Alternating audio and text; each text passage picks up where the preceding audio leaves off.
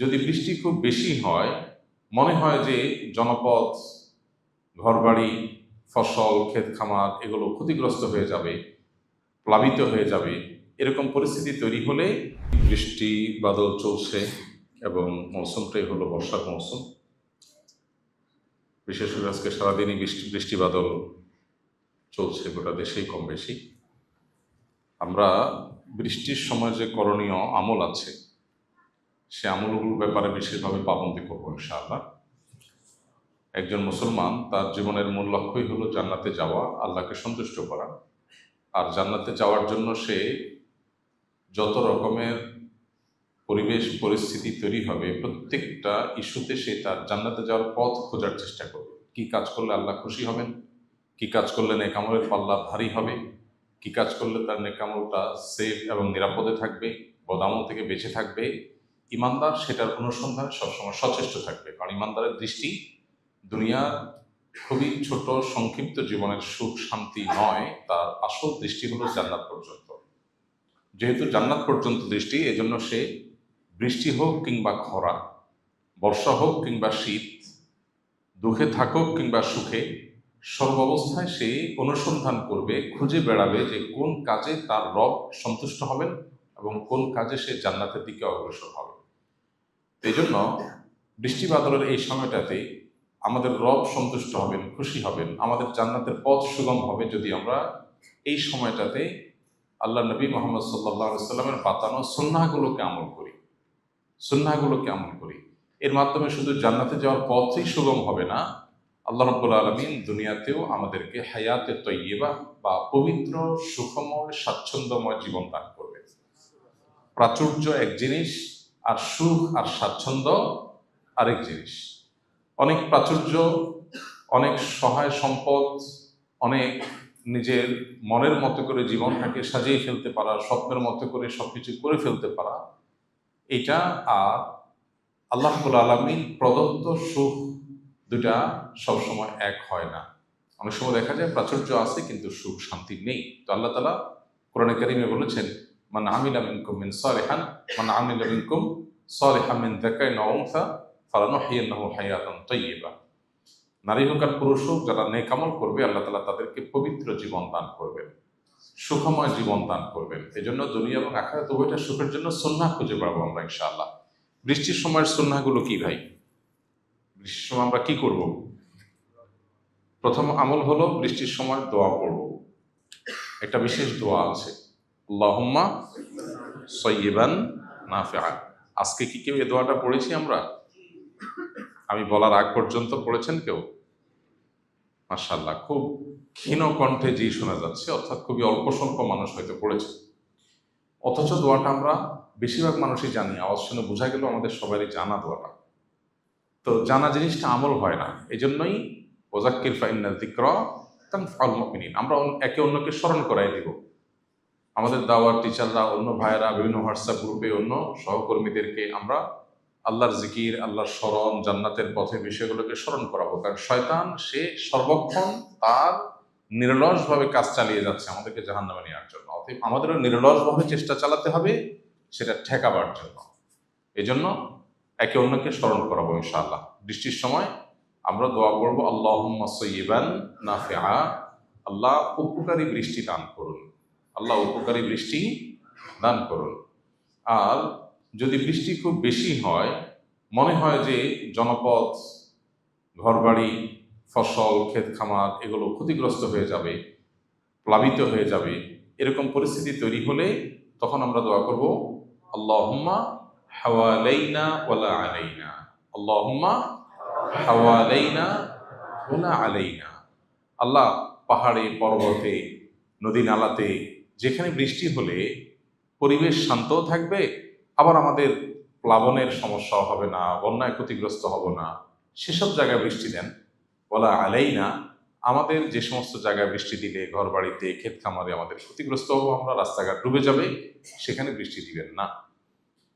আমাদের ইয়াকিন আজ ভয়াবহ পর্যায়ে গিয়ে থেমেছে।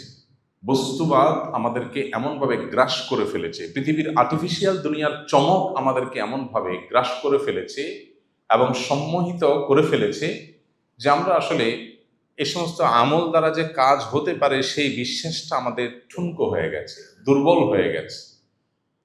মদিনায় একবার অনাবৃষ্টি হচ্ছিল। নবী আলাইহিস সালাম ইস্তিসকার সালাত আদায় করলেন, আল্লাহর কাছে বৃষ্টি প্রার্থনা করলেন। এরপর আল্লাহ বৃষ্টি দিলেন। এমন বৃষ্টি শুরু হলো, মদিনার ঘর বাড়ি রাস্তাঘাট ক্ষতিগ্রস্ত হতে শুরু করলো। নবীজি যখন আল্লাহর কাছে দোয়া করলেন, আল্লাহুম্মা হাওয়ালাইনা ওয়া আলাইনা, এরপরে বৃষ্টি আবার থেমেও গেল। এখন আপনি বলবেন যে এখন তো আমরা লক্ষ লক্ষ মানুষ এরকম দোয়া করি, কই এরকম ঘুরের মতো কাজ করে না তো। তো প্রথম কথা হলো যে আমরা যখন আল্লাহর কাছে দোয়া করব, দোয়া যদি গুলির মতো তৎক্ষণাৎ কাজ না করে, তাহলে দোয়া পড়ে কি লাভ আছে? আর কি লাভ? আর দোয়া ও হুয়াল ইবাদা, দোয়া করাটাই ইটসেলফ একটা ইবাদত। বান্দা যা চায় আল্লাহ অনেক সময় তা দিয়ে দেন, অনেক সময় তা না দিয়ে আল্লাহ রাব্বুল আলামিন তাকে কোনো এর চাইতে জরুরি কোনো জিনিস যেটা সে চায় নাই, খেয়াল করে নাই, সেটা আল্লাহ তাআলা দেন এটার বিনিময়।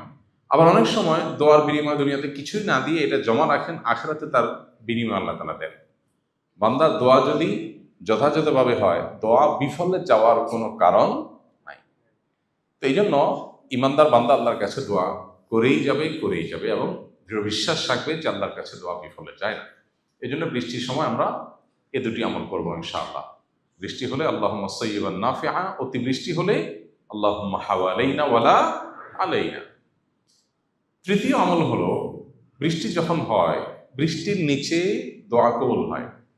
আর দোয়া ও তাহতাল মাতর, বৃষ্টির নিচে দোয়া করলে দোয়া কবুল হয়। আপনি যে ঘরে আছেন, স্থাপনা আছেন, বাইরে আছেন, যেখানে আছেন, উপরে বৃষ্টি হচ্ছে, আপনি নিচে আছেন। সো এই অবস্থায় আল্লাহর কাছে মনের চাওয়াগুলো পেশ করা যেতে পারে। দোয়া কবুলের বেশ কিছু স্থান, বেশ কিছু সময়, বেশ কিছু জায়গা আছে। এই সময়গুলোতে দোয়া করলে দোয়া কবুল হয়। নবী রাসূলুল্লাহ সাল্লাল্লাহু আলাইহি ওয়াসাল্লাম আমাদেরকে সেই সুসংবাদ দিয়ে গেছেন। তো সেজন্য বৃষ্টির সময় আমরা দোয়া করব আল্লাহর কাছে। কি করব? দোয়া করবো আল্লাহর কাছে যে আল্লাহ মনের চাওয়াগুলো যেগুলো আছে আল্লাহর কাছে সেগুলো আমরা পেশ করবো, যে আল্লাহ আমার অমুক অমুক চাওয়া পূরণ করে দেন। তাহলে বৃষ্টির সময় একটা হলো আপনার ধরা বাঁধা দোয়া, হাদিসের শেখানো ফরম্যাটের দোয়া, সেটা তো আছেই। আর এর বাইরে মনের বিভিন্ন চাওয়া পেশ করার একটা দারুণ সুযোগ হলো বৃষ্টির সময়। ভোর রাতে তাহাজ্জুদের সময় যেরকম দোয়া কবুল হয়, ৫ ওয়াক্ত নামাজের পরে যেরকম দোয়া কবুল হয়, সফররত অবস্থায়, মুসাফির থাকা অবস্থায় যেরকম দোয়া কবুল হয়, তওয়াফ সাইরত অবস্থায় আরাফাতে যেরকম দোয়া কবুল হয়, ঠিক একইভাবে দোয়া কবুলের একটা গুরুত্বপূর্ণ মোমেন্ট বা সময় হলো বৃষ্টি চলাকালীন সময়। অর্থাৎ আপনি যে জায়গায় আছেন সেই জায়গায় যদি বৃষ্টি হয়, তাহলে ওই জায়গায় দোয়া করলে দোয়া কবুল হয়। এই জন্য আল্লাহর কাছে মনের দোয়াগুলো পেশ করবো ইনশাআল্লাহ। ৪ নম্বর সুন্নাহ হলো বৃষ্টির মাঝে মধ্যে বৃষ্টি গায়ে লাগানো সুন্নাহ। বৃষ্টি গায়ে লাগানো এর মানে এইটা না যে আপনি শেয়াল ভেজা হয়ে ঠান্ডা লাগাই ফেলবেন। আমাদের তো বৃষ্টি গায়ে লাগে, সুন্নত আদায়ের নিয়তে বৃষ্টি গায়ে লাগানো হয়েছে কখনো? তাহলে আমলটা করবো ইনশাআল্লাহ। হালকা পাত্তা একটু লাগলো, বৃষ্টি লাগার ভেতরে কল্যাণ আছে। নবী রাসূলুল্লাহ সাল্লাল্লাহু আলাইহি ওয়াসাল্লামের কোনো সুন্নাহ থাকার মানেই হলো এর মধ্যে কল্যাণ আছে। তাহলে সেক্ষেত্রে মাঝে মধ্যে বৃষ্টি গায়ে লাগাবো। বিশেষ করে যদি কখনো গোসলের আগে সুযোগ থাকে, দেখা গেল বাইরে কোনো কাজ আছে, একটু কাজ করলেন, রাস্তাটা পরিষ্কার করে ফেললেন, হালকা একটু ভিজলেন, এসে পরে গোসল করে ফেললেন। অবশ্যই সচেতনতার সাথে যাতে ঠান্ডা লাগার মতো ভেজা না হয়, তাহলে বৃষ্টি গায়ে লাগানো এটাও কিন্তু সুন্নাহ। ঠিক একইভাবে বৃষ্টি যদি ভয়াবহ আকার ধারণ করে, বন্যা পরিস্থিতি হয়, তাহলে সেক্ষেত্রে একে অন্যের সহযোগিতা করতে হবে, একে অন্যের পাশে দাঁড়াতে হবে। আল্লাহ রাব্বুল আলামিন আরও যে সমস্ত আমালগুলো আছে, প্রতিটা পরিবেশ, প্রতিটা সময়ের, প্রতিটা পরিস্থিতির সময় আল্লাহ তাআলা আমাদেরকে করণীয় আমলগুলো করার তৌফিক দান করুন। আস-সুন্নাহ ফাউন্ডেশন, উম্মার স্বার্থে সুন্নাহর সাথে।